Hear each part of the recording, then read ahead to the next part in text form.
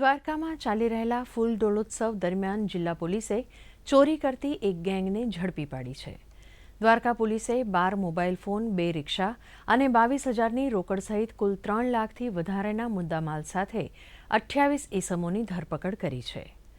Police પૂછપરછમાં ગેંગમાં સક્રિય આરોપી પુરુષ અને મહિલાઓ ગોંડલ, ખંભાળિયા, જામનગર અને રાજકોટના હોવાનું બહાર આવ્યું છે.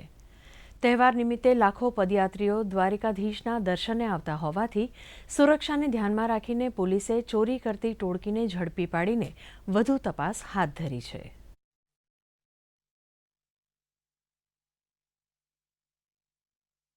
આ તમામ ગોંડલના રહેવાસી છે અને એમને સઘન પૂછતાછ કરતા તેમને બીજા આરોપીઓ પણ સાથે હોવાનું કબૂલાત આપી હતી, જેના આધારે અમે અન્ય આરોપીઓને પણ ધરપકડ કરેલ છે.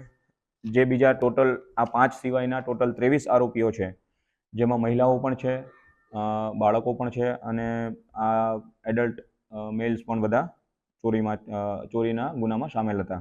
તેમની પૂછતાછ કર્યા પછી અમે તેમાંથી 12 ટોટલ મોબાઈલ રિકવર કરેલા છે અને 22,000 રોકડ નાણાં અમે રિકવર કરેલા છે અને ટોટલ ગુનાના કામે અમે 3,24,000નો મુદ્દામાલ કબજે કરેલો છે.